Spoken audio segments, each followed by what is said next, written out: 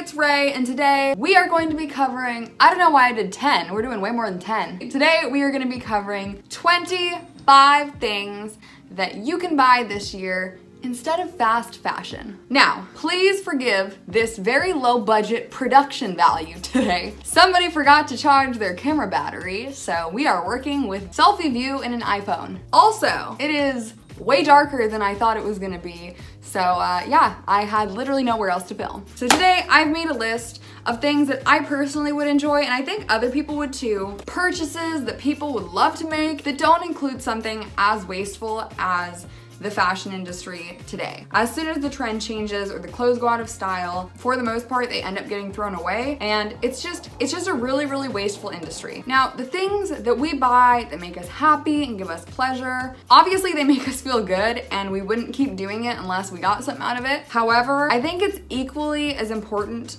to kind of acknowledge that guilty pleasures end up actually causing us a lot more difficulty than long-term planning. And while certainly not everything on this list is for like long-term consumption, things like retail therapy, going to places like H&M, Forever 21, even sections of Macy's and Nordy's that really aren't that high quality. It gives you that little boost of endorphins when you buy it. Can't wait to go home, you try it on, you wear it, and then that's kind of it. And you have to go out and do it the next week when you inevitably become unhappy again. And that's not exactly a sustainable model for controlling your happiness. So without further ado, here are 25 things that I would rather you spend your money on than clothes. Now in our first category, which I've kind of just generalized as like spa treatments, number one, go get a massage. There are so many benefits if you guys want to Google and look it up. I'm trying to keep this a short video, so like,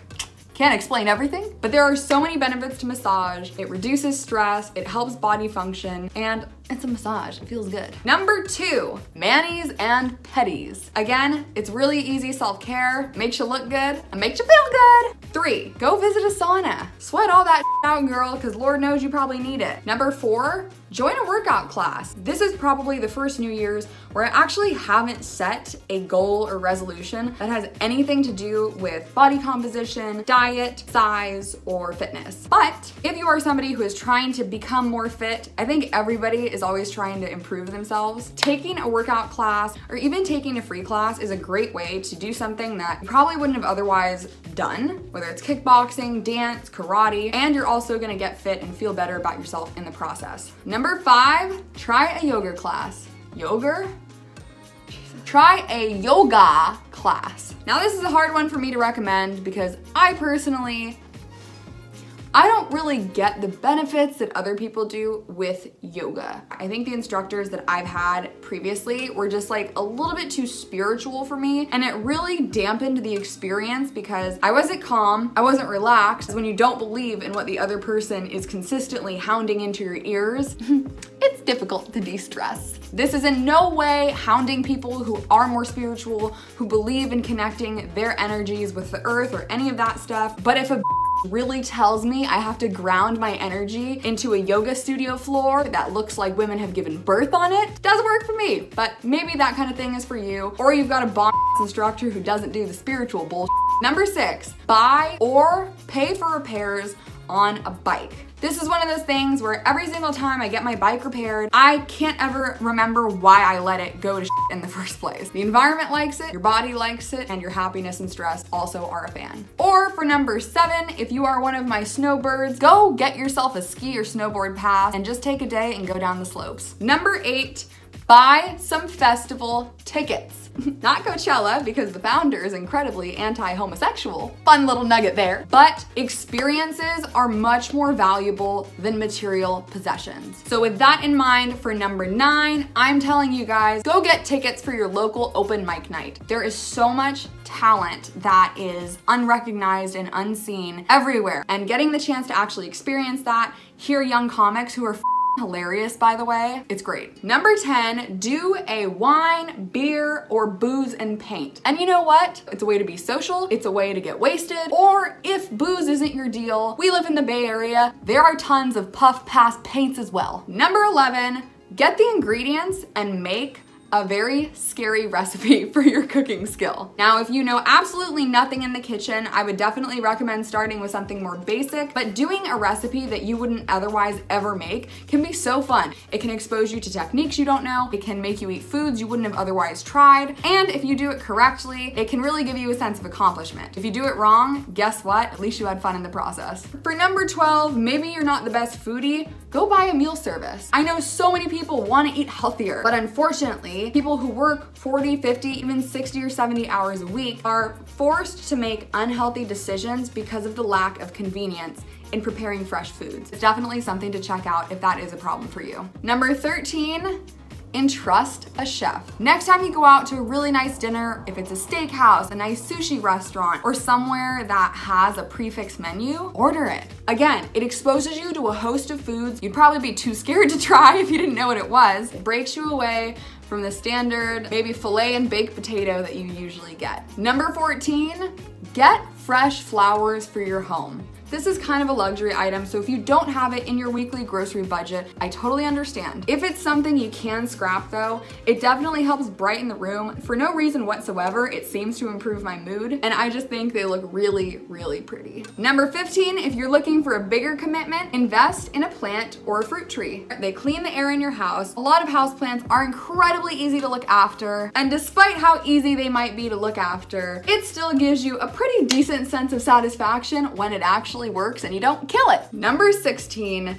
buy art from actual artists. For some reason, this is a concept that people just don't really with. Support your local artists. I don't just say this because I'm an artist, because frankly, you guys, I haven't sold my stuff in probably 2 years, but I think it's way more special and way more meaningful to have a unique piece in your home than an IKEA canvas that literally everybody else in the country owns. 17, go buy a book.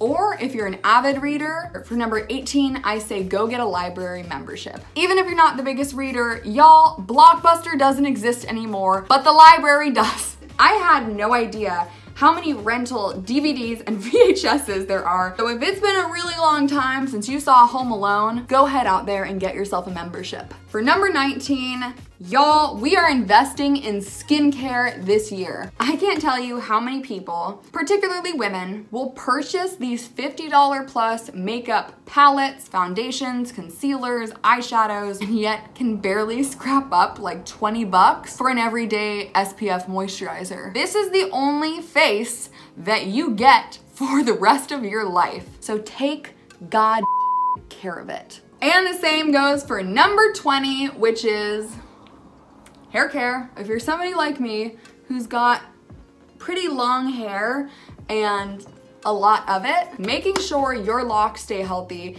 is an incredibly worthwhile investment for your overall self-care. Whether that means buying a $4 coconut oil to apply weekly, or going to a salon and just getting a new haircut that helps boost your self-esteem, do not underestimate the power of hair. Number 21, invest in some really good quality essential oils. Especially if you're somebody who struggles with stress or anxiety, or for me, my main use for essential oils is actually nausea control. Do some research and learn about essential oils. It's a very relaxing, natural, and non-invasive way to unwind at the end of the day. It's de-stressing you, it makes you feel better. And again, for people like me who struggle with nausea on a daily basis, it really helps control that and relax me as well. Number 22, get some board games. I can't tell you guys how much more fun I have when I have a drinking night or game night with my friends where we actually play games instead of just watching TV. And granted, while nobody said the latter wasn't fun, it's always great to do team games that you played when you were a kid, or other games that are very heavy on the adult humor, because it only gets better when intoxicants are added to the mix. Not saying you have to be intoxicated, but it helps. Ooh, I'm running out of light. Number 23, is a DNA heritage or saliva testing kit. Now you totally don't have to do this. If you already know your roots or you just aren't interested, don't do it. But if your heritage is kind of murky or you don't have that much background information, it can actually be really cool to see the different regions that your families come from and other ethnicities that you might not have even known you had. This is kind of a cop-out number, but for number 24, purchase higher quality versions of the things you already have. Even though this isn't one piece of stuff or one thing to do on the list, I think it's definitely beneficial to reflect on the things you have, and while keeping the amount of stuff as minimal as possible, upgrading what you do have so that you're gonna get the best use out of it. And last but certainly not least on our list, if you can afford the blood, sweat, tears, and responsibility that this purchase entails, go get yourself a rescue. Of all the things I've gone through on the list, this girl is by far the most rewarding purchase that I've ever made. If you have the time, resources, or monetary ability to take in a rescue this year, I would heavily, heavily recommend it. Look at this face.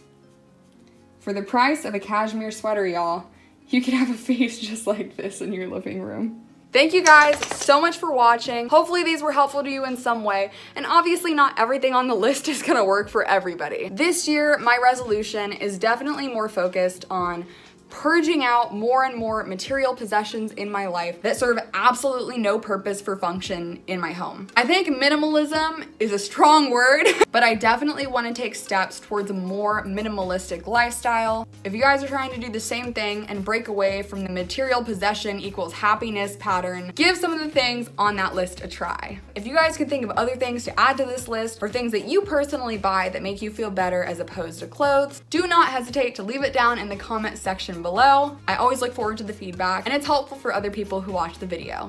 Thank you guys so much for watching, and we will see you again in the next video.